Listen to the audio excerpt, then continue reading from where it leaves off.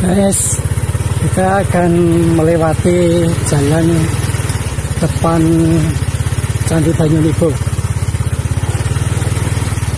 Kita lihat candinya dari jalan seperti apa.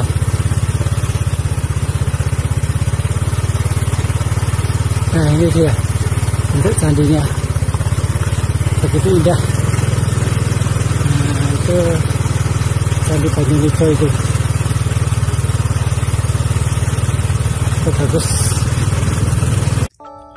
Sebelum kita melihat atau bicara detail mengenai Candi Banyunibo, kita lihat lingkungan sekitar itu masih nampak hijau.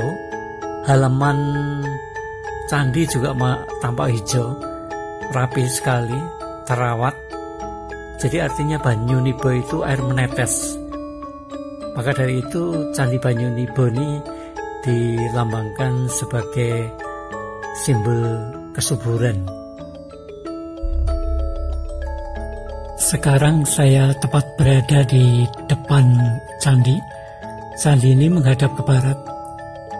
Candi ini merupakan candi yang dibangun pada abad ke-9 pada zaman Mataram kuno. Dan lingkungan saat ini begitu sunyi karena tidak ada pengunjung lain. Jadi saya coba menenangkan diri dulu sebelum masuk. Candi Banyunibo ini memiliki atau dilengkapi dengan 6 buah perwara atau candi pelengkap, yaitu berupa bentuk stupa tapi sudah roboh semuanya.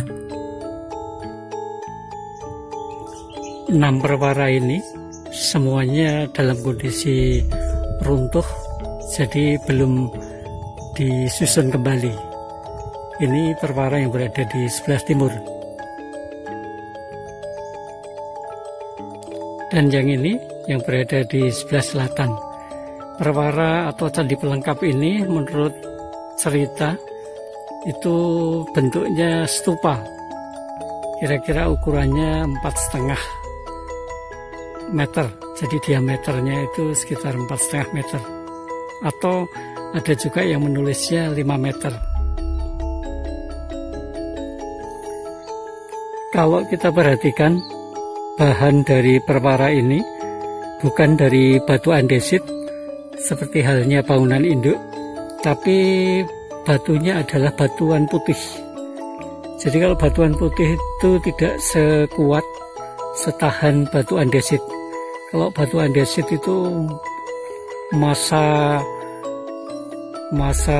ketahanannya cukup lebih lama dibandingkan batuan putih. Kalau batuan putih relatif lebih pendek. Kita lihat Candi Banyunibo dari selatan, itu atap candinya kelihatan jelas dan begitu unik.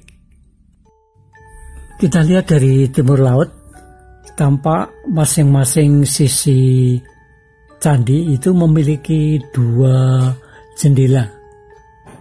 Jadi total jendelanya ada 8. Ini terlihat beberapa bagian dari candi, tapi ini bukan bagian dari Banyunibo, tapi sekumpulan dari penemuan di sekitar. Ini disebutnya Jalatwara atau talang air. Jadi candi ini sudah ada talang airnya. Bagian dinding candi sebelah timur terlihat ada 2 jendela, kemudian di atasnya ada arca, ya. Terus kalau yang sebelah kanan itu bentuk arcanya belum selesai. Kita lihat dari sebelah utara. Jadi sisi utara, timur, dan selatan itu motifnya sama. Guys, sekarang kita akan masuk ke dalam candi. Kita pelan-pelan akan masuk ke ruangan dalam untuk melihat di dalam candi ini ada bentuk pemandangan atau relief apa. Kita lihat di tangga ini ada dua patung, ini adalah singa. Jadi ini candi, di bagian depan itu dijaga oleh dua ekor singa, kira-kira begitu. Dan ini adalah penampakan samping. Yuk kita segera masuk yuk. Assalamualaikum. Mohon izin untuk menaiki tangga dan masuk ke dalam ruang candi. Oh, terdapat kotoran atau rontokan buah-buahan yang dibawa codot. Ini bagian atas pintu masuk, bentuknya melengkung dan di ujung lurus kotak. Ini sisi kanan dari pintu masuk candi. Itu ada ukiran.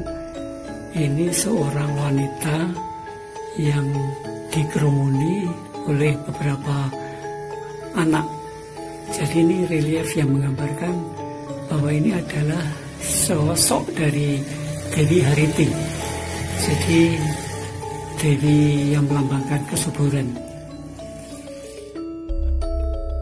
Dan di seberangnya ini relief seorang pria duduk bersila. Konon kabarnya ini adalah suami dari Dewi Hariti, yaitu Vaisafrana.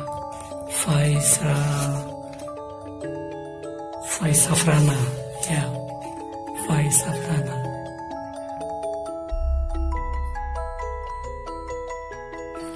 Coba kita masuk lagi. Assalamualaikum. Mohon izin untuk masuk melihat bagian dalam candi. Di dalam candi ini bentuknya 4 persegi panjang. Di sebelah timur ada relung, kemudian di sebelah utara juga ada relung. Di sisi selatan itu masih susunannya dalam bentuk batuan-batuan kotak. Jadi bukan berhias seperti sisi timur dan utara. Ini dinding candi bagian dalam sebelah timur. Ini ada relung, kemudian di atasnya itu hiasan kala. Begitu pula dengan dinding sebelah utara. Itu ada relung, di atasnya ada relief kala.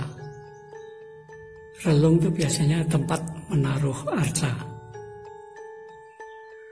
Kemudian kita lihat sekeliling bagian dalam ini ada sebanyak 1, 2, 3, 4, 5, 6, 7, 8 jendela. 1, 2, 3, 4, kemudian 5, 6, 7, 8. Jadi ada 8 jendela. Bagian dalam, di dinding ini bagian dalam ada relief.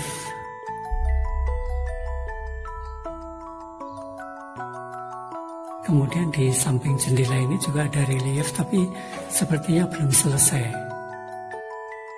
Di atas nempel relung juga ada. Nampaknya relief-relief dari candi ini beberapa belum selesai. Kita lihat bagian atasnya. Begitu indah dan mahakarya betul nih. Nenek moyang kita membuat satu karya bangunan dengan nilai arsitek yang begitu tinggi.